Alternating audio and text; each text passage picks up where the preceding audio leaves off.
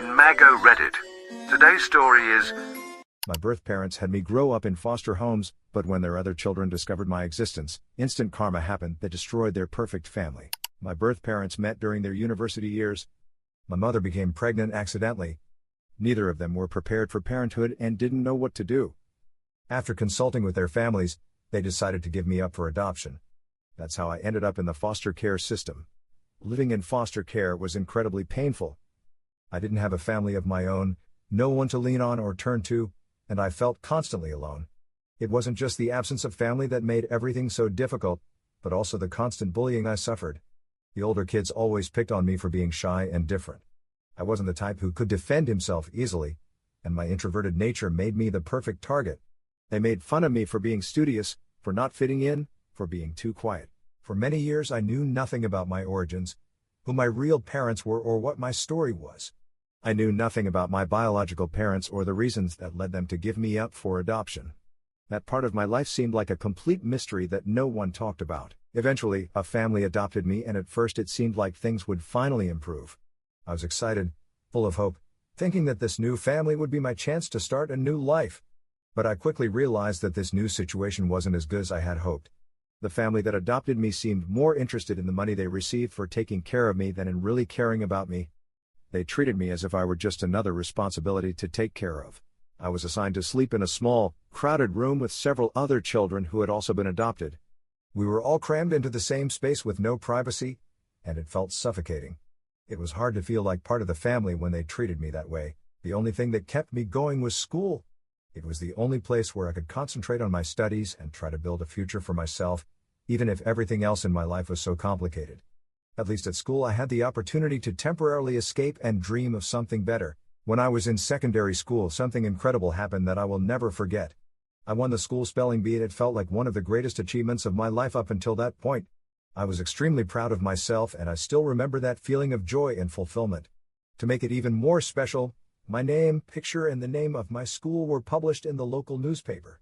It was the kind of recognition that made me feel like I was finally getting the attention and appreciation I deserved. But little did I know that this moment would become a turning point in my life in a way I could never have imagined. It turns out that the newspaper article was how my birth mother found out about me. I never knew it, but after giving me up for adoption, she had always been curious about me. She had tried to find me before, but for years she had been unsuccessful. However, after seeing the newspaper in my name, she finally had the clue she had been waiting for. It was like an intervention of fate that allowed her to contact me. She took the first step by contacting my school, somehow obtaining my address through their records, and sent me a letter. To this day I am not sure how or why my school provided her with that information, but they did, and that is how she was able to contact me. The letter she sent me was completely unexpected and overwhelming. She identified herself as my biological mother and asked me to contact her. I had to read the letter 3 times. The words on that piece of paper seemed unreal, and I was in complete shock. I had never imagined that the woman who gave me up for adoption would finally contact me by letter, of all things, but what really shocked me were the photographs she included with the letter. They were pictures of her and my biological father. They both looked so happy and in love. In those photos they seemed to have it all figured out, and I could almost feel their joy radiating through the images.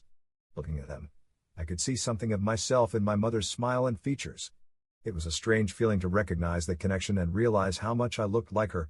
My heart ached as I looked at the photos and finally got a glimpse of who my mother was, someone I had only been able to wonder about all my life. After thinking about it for a few days, I decided to write back to my birth mother. I had so many questions, especially after the shock of receiving her letter. I wanted to understand why she gave me up for adoption all those years ago. In her reply, she explained that she was young and naive and not ready to take care of me. She wrote how she had made that decision because she felt unprepared for the responsibility of motherhood and that she regretted what she did. I also asked her why she was contacting me after all this time. Why now? After so many years of silence.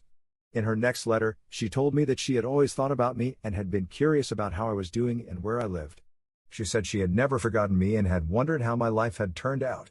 Her words seemed sincere, but there was something at the back of my mind that made me feel uncomfortable. It wasn't that I didn't appreciate her reaching out, but I was still unsure about her. After weeks of exchanging letters, things took another unexpected turn. My birth mother asked if she and my birth father could meet me in person. I was surprised. Why would they want to meet me after all these years? What would we even talk about? I wasn't sure I was ready for that kind of encounter. Part of me wanted to decline because it felt overwhelming, but she insisted it would just be a meeting and that it wouldn't hurt to see each other and talk. After much hesitation, I nervously agreed, thinking that maybe it would help me understand more about my past and my biological parents. Looking back, I really wish I hadn't agreed to meet them. The day I met my biological parents turned out to be one of the most uncomfortable and unpleasant experiences of my life. From the moment I arrived, everything felt wrong. Neither of them seemed comfortable around me. They didn't even greet me properly. No hugs, no handshakes. Nothing to make me feel like I was really part of their lives. My biological father barely looked at me and didn't say a word the whole time. It was as if he were physically there but emotionally absent. My mother, on the other hand, seemed nervous and kept talking about random things in her life, as if trying to fill the silence with something, anything. At one point during the conversation, she casually mentioned that they were trying to have another child now that they were married. My mind couldn't process what he was saying. Trying to get pregnant? You mean have a child? Hello? I am your son, I thought. Here they were, talking about starting a family by having another child while I was sitting there, trying to understand my own place in their lives. My heart was racing and my breathing almost stopped. I couldn't sit there in silence any longer. I had to ask them, so I gathered up all the courage I could and said, "Are you ever going to adopt me? Don't you want me back?" I needed answers. On hearing this, my birth parents were left transfixed. My father, who had barely said a word up until that point, glanced sidelong at my mother and I could see him snort, almost as if he were annoyed by the question. My mother, however, tried to explain herself awkwardly. She said they just wanted to check on me, to see that I was okay. She admitted that they had always felt somewhat guilty about abandoning me. But when I asked about the adoption, she was silent for a moment before explaining that it was not possible for them to have adopted me. She said that there was no way they could bring me back into their lives without everyone finding out that she had become pregnant with me when she was so young. She had kept the whole thing a secret from almost everyone, even from my biological father's family. I didn't want anyone to know the truth, and my resemblance to her was clear proof. Then my birth mother said something that made me feel a void in my stomach. She told me that she and my father had decided to start over with new children. The meeting, she said, was so that I could get closure, so that I wouldn't have questions about them in the future. When I heard that, it was as if everything inside me just collapsed. I felt my chest tighten and tears began to well up in my eyes. It was clear now nothing I had hoped for was going to happen. They didn't want me. They never wanted me. The truth was that they were more interested in having a fresh start with new children, while I was just a part of their past they didn't want to deal with. I couldn't look her in the eye. It hurt too much. I was just a reminder to them of something they wanted to forget. I wasn't wanted. I wasn't important to them. I felt like nothing. The realization hit me like a ton of bricks. They were fine having new children, but they couldn't even consider bringing me back into their lives. It was just a mistake they wanted to erase, a part of their story they wished had never happened. In that moment I felt more abandoned than ever before. I was a little angry with them, so I told them directly that it was cruel of them to want to get in touch with me after all this time just to justify never getting back to me. I mean, my life is difficult, but I was trying to be okay on my own. However, now they had broken me down even more. I didn't want to talk to them anymore. I didn't want them to play with my emotions, to give me hope and then disappoint me again. I looked directly at my birth mother and told her that she could continue to live her life as she wished. But it was not my job to make her feel better or lessen her guilt. I had already been through so much in foster care. I didn't want them to make it harder for me by trying to keep in touch. I made it clear that I would rather never have known them than know them and continue to be rejected. I could see my biological father's face turning red with embarrassment and my mother seemed on the verge of tears. But honestly, at that moment I didn't feel bad for them. I just couldn't take it anymore. Without saying another word, I got up and left them there. I didn't care how they felt. All that mattered was that I needed to protect myself from the pain. After that day, I cut off all communication with my mother and hoped she would just disappear. I wanted nothing to do with her, with them. The whole experience left me devastated and I cried for days. It was a painful reminder that the family I had always longed for was something I might never have. It took a lot of therapy for me to even begin to accept that reality, to understand that I might never have the kind of family I had dreamed of. It was a long and difficult process, but over the years I have learned to accept that part of my life. Fortunately, I now have a wonderful partner who really understands my upbringing. He loves me for who I am, and that is something I never thought I would experience. I have never felt the need to contact my biological parents again, nor have I wondered about them all these years. I have come to realize that family is not just about blood. It's about the people who are there for you, who love you unconditionally. And for me, my partner and my friends are the ones who are here now, not the ones who abandoned me. I recently received an email from someone called Kylie, who claimed to be my sister. In the email, she explained how she had recently discovered that I existed. Apparently, she had been looking through some old pregnancy photos of my birth mother and found one of me when she gave birth to me in the hospital before abandoning me. It was then that Kylie and her brother confronted my birth parents and managed to get the truth about me. My sister wrote that she then searched for me on LinkedIn and was able to get in touch with me. She said that she had always wanted a sister and would love to meet me, adding that I could take my time to think about it. Reading the email, I was completely stunned. I felt like a child again, having spent sleepless nights after meeting my biological parents that one time. I had worked so hard to move on and get away from them, but now with this email I felt like I was being dragged back into a situation I didn't want to be part of. I was still recovering from her email when, 2 days later, my birth mother also got in touch. Apparently she had obtained my email address through her daughter, and in her message she invited me to dinner at their house. She said that her adult children had lots of questions for me and that she really wanted me to come and meet them all. He even wrote that my biological father would behave better this time, as if he were acknowledging the awkwardness of our last encounter, when he had barely spoken to me and refused to interact. At this point I was starting to get angry. Why were they suddenly so interested in me after all these years? What was even left to ask? They had abandoned me. Did they want me to sit with them and share my sad story? Did they want to hear how I grew up in foster care? How I was bullied? And how I faced all kinds of trauma as a minor? Did they want to listen, or did they just want to feel sorry for me to look good in front of their new family? It seemed like they were just trying to act concerned, as if they wanted to prove something to themselves or to their children, when I'm sure they don't really care. Their sudden interest in me feels like a lie, and I'm not sure I want to be part of it. At this point, I turned to Reddit just to be sure. Should I'm the asshole? Should I decline their dinner invitation, or should I give them a second chance? Update 1. Thank you all for your kind words and for sharing your thoughts with me. It has been helpful to hear everyone's perspectives, although I can see that there are many mixed feelings about what I should do next. Some are advising me to block my birth family and move on with my life, saying it's best to cut ties and not look back. On the other hand, some seem to think that maybe there's a deeper reason behind why they're contacting me now, as if there's something I don't yet understand. To be honest, I'm starting to wonder about it too. Just last night, my birth mother sent me another email.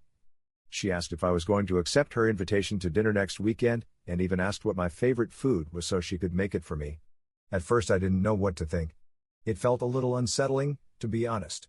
She's asking me such thoughtful questions, but it feels weird because she's been a complete stranger to me all my life. I've never had a relationship with her, and now, out of the blue, she's acting like she cares about all these little details.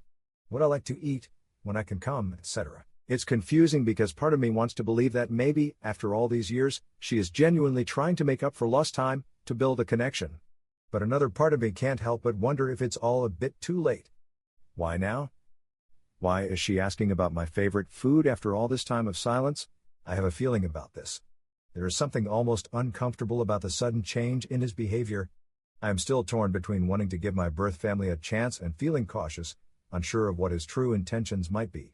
It's a difficult situation. I really need some time to think about it. Update 2. It's been a while since my last update. After much back and forth and, honestly, a lot of internal struggle, I finally decided to meet with my birth parents and their children, Kylie and Matt. I felt like I had to do it just to see if there was any truth to the idea that they wanted to rebuild some kind of connection. Maybe I could finally understand what they were really looking for, and, in some strange way, I thought it might help me find closure. The meeting was a disaster from start to finish. From the moment I walked into their house, my birth parents acted overly friendly. Almost as if they were trying too hard to show how concerned they were. It was obvious that they wanted to appear as the perfect parents in front of their adult children.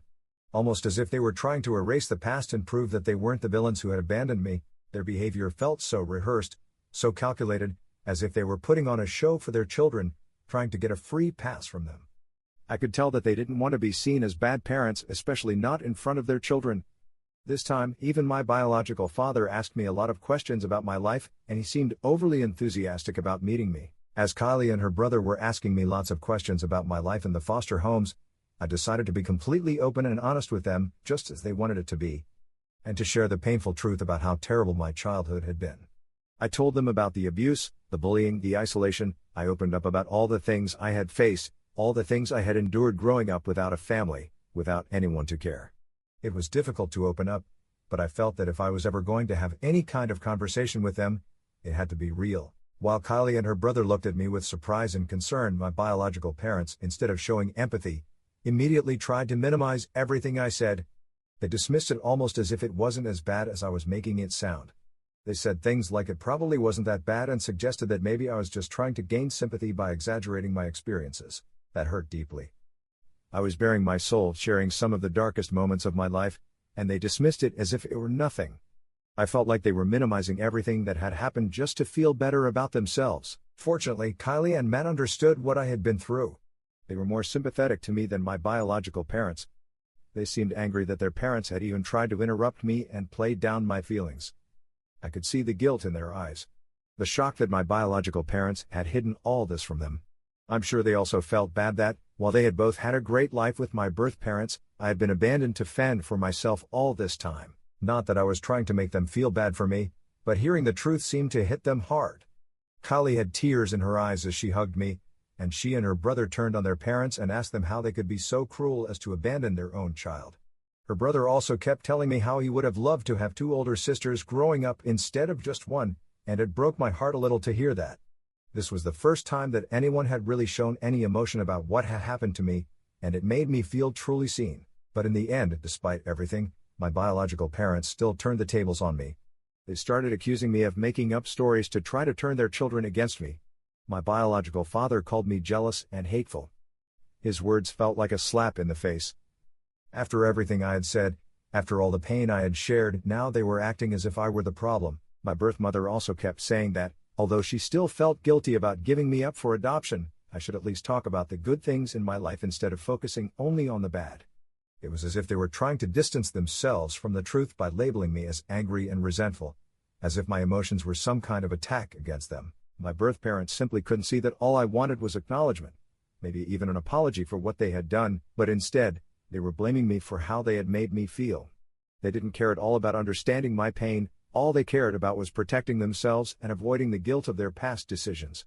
They couldn't take any responsibility for the damage they had caused and instead were trying to change the narrative to make me look like the villain. I could feel the heat rising in my chest, the frustration burning, and finally I exploded. "You know what? This is enough," I said, my voice trembling with anger. "I shared my truth with you. I told you what you put me through, how your actions affected me for years, and yet all you've done is try to twist it and make me out to be the bad guy. You don't want to hear the truth, do you? You never wanted to face what you did to me, and now you're acting like I'm the one who's broken. Well, I'm done. I'm done with this. I'm done with you. Don't contact me again. I don't need you and I don't want you in my life. I've been better off without you too and I intend to stay that way." As the words came out of my mouth, I could see the shock on their faces. Kylie and her brother also seemed angry with their parents. They asked me to stay a little longer, but I didn't want to anymore. I left that meeting feeling more confused and hurt than ever. I felt like I had been dragged back into my birth parents' world only to be dismissed and blamed, all while they were trying to act like the good guys in front of their new family. The whole situation was a complete disaster. Update 3. A few weeks had passed since that painful meeting with my birth parents, and I honestly thought it was all over. I had said what I had to say, I had walked away and moved on, or at least I had been trying to. But just when I thought everything had calmed down, I received messages from Kylie and Matt. After everything that had happened, I didn't expect to hear from them again, especially given how complicated everything had become. But when I opened their messages, I could feel the weight of what they were saying. They both apologized on behalf of their parents. Kylie and Matt admitted that they had been horrified when they heard what I had been through in foster care and how their parents had downplayed it. They had written how ashamed they were of their parents. They never expected to see such cruelty and rejection. They wrote that after I left, my biological parents continued to refuse to acknowledge the depth of the pain they had caused. They tried to minimize everything as if I was the one who was wrong for telling them something. At one point, my biological father even said he felt no remorse for abandoning me. Kylie and her brother said that hearing the truth from me and seeing their parents' reactions had changed something inside them. They could no longer look at their parents in the same way. Now they saw them in a new light, one that made them question everything they had ever believed about their family. Kylie and her brother have both offered to meet with me or help in any way they can. They want to be there for me, to make up for what their parents have done to me. I think they both feel much more guilt than my biological parents ever have. Honestly, I never wanted anything from them. All I wanted was acknowledgement, and that's it. I didn't want them to feel like they needed to make things right for me or that they could somehow make up for the damage their parents had caused. I appreciated their support, but I knew I had to make it clear where I stood, so I told them the truth. I explained that I didn't want to have a relationship with them. They had contacted me wanting to know more about me, and I had granted them that wish, but that was it. I also wrote that while my time in foster care had been hell, a relentless nightmare that I had lived through and survived, it was behind me now. I had rebuilt my life piece by piece with my own hands. I told them that, although I understood their anger towards their parents, I didn't want to jeopardize the relationships they had with them. They had their own lives to live. I didn't want to be the one to cause a rift between them and their parents. I'm fine now, I wrote. I've got through the worst. I don't need anything from either of you, and I don't want to cause any more conflict in your family. You can get on with your lives with your parents, and I'll get on with mine. All the best to you and your family. Kylie and her brother sent me a few more replies, urging me to at least have a relationship with them, and I could see that they were struggling to accept what I had said, but I made it clear that my decision was not about rejecting them. It was about protecting the peace they had with their parents. I didn't want to be the source of more pain, either for them or for myself. My biological parents would never accept me or acknowledge my pain, so I wasn't going to let the past continue to torment me and drag me down. All I wanted was to heal and protect my peace. I was stronger for having gone through everything I had been through, and I didn't need anyone to fix that. I was no longer angry, and I wasn't looking for apologies or resolutions that would never come. The conversation with Kylie and her brother ended with a sense of finality. I could tell they were disappointed, but they understood and didn't argue anymore.